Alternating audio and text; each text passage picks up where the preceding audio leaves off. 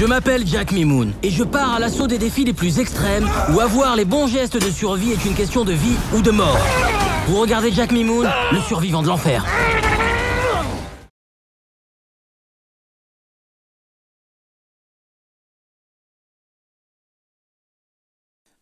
C'est un film qui rend hommage à tous ces grands films d'aventure qui nous ont fait rêver plus jeunes, comme Indiana Jones, les Goonies, À la poursuite du diamant vert, Jurassic Park. Donc c'est une grande épopée d'aventure avec beaucoup de comédie.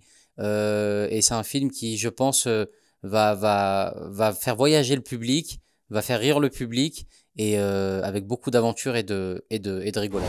Coupez les gars, coupez. Il pionce son caïman, il a de la morphine dans le cul, réveille-le. C'est le bal des incapables là-dedans. Monsieur Mimoun, j'adore votre émission, je suis une vraie fan. Ça ressemble pas à un héliport là, vous êtes sûr qu'on est au bon endroit? Vous inquiétez pas, on est attendu. Bon, alors ce qu'on va faire, on va procéder à la fouille et puis je vous emmène à l'hélicoptère. En règle générale, on s'est donné beaucoup de mal pour tourner dans un décor réel, parce que on est arrivé, on a tourné en Thaïlande et c'était pendant la période de la mousson, donc il pleuvait beaucoup, les conditions climatiques n'étaient pas évidentes, et puis on était dans de la boue, les fourmis, les insectes, les migales, les serpents. Il y avait des gens qui étaient à côté de nous pour checker les serpents un petit peu dans les hautes herbes et tout. C'était pas le tournage le plus simple, mais ce qui était motivant, c'est de se dire on va avoir des images incroyables à montrer au public, et ça nous maintenait vraiment dans la bonne énergie. Toi, ça va? À vous? Vous ne me touchez pas. Fouillez-vous? Pardon? Fouillez-vous, vous? C'est un malade. On va pas monter là-dedans. Il a fait 6 guerres, cet hélico, d'accord? Toute ma vie, j'ai rêvé de croiser la route d'un homme comme vous. Vous êtes un aventurier.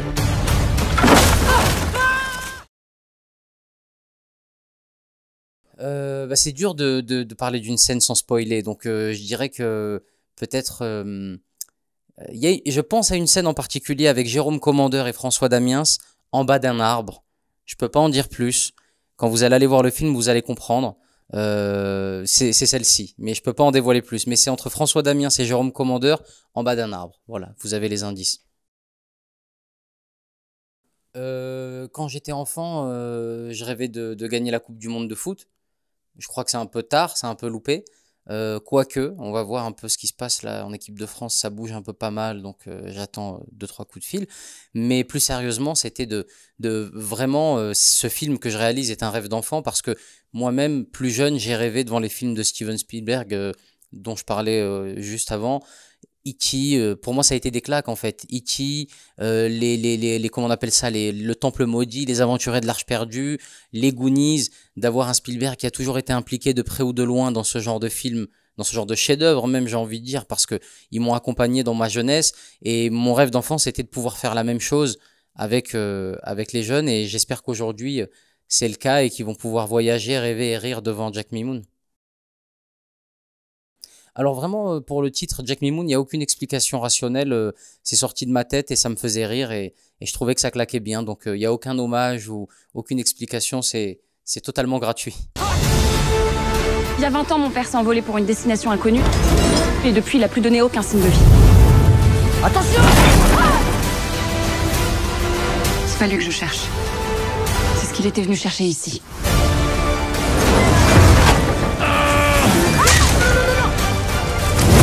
On a vécu suffisamment de belles choses. Plus d'aventures, ce serait la gourmandise. C'est un cauchemar, je vais me réveiller.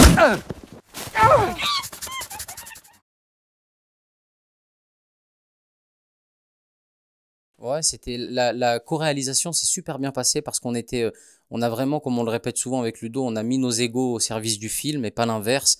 Et on savait où on voulait aller, on savait qu'on voulait faire quelque chose d'assez, entre guillemets, exceptionnel, parce que c'est pas tous les jours qu'on a l'opportunité d'aller tourner dans de telles conditions avec de tels acteurs. Donc je remercie les acteurs et les producteurs aussi, Eric et Nicolas Altmeyer, épatés. Et ça s'est passé de manière assez fluide. Je sais pas sur quoi tout ça va déboucher, mais tout a été assez fluide. Du tournage jusqu'à la post-production, on a vraiment, on entend souvent des rumeurs sur les tournages. Il y a eu des clashs, ça s'est mal passé, ils se sont disputés. Et finalement là, je sais pas ce qui se prépare. Est-ce que ça va déboucher sur quelque chose d'incroyable, ou est-ce que ça va déboucher sur quelque chose de normal? Je ne sais pas, mais en tout cas, ça a été un vrai bonheur pour tout le monde. Pour être totalement honnête avec vous, c'est un film à l'écriture qu'on a pensé comme une trilogie. Ce que je peux vous assurer, c'est qu'il n'y aura pas de 4, de 5 ou de 6. Nous, c'est pensé comme une trilogie et ça s'arrêtera au 3. Si le public nous donne la possibilité et la chance de faire le 2, déjà, ce sera une belle victoire. Donc, on a envie d'y retourner, tout le monde.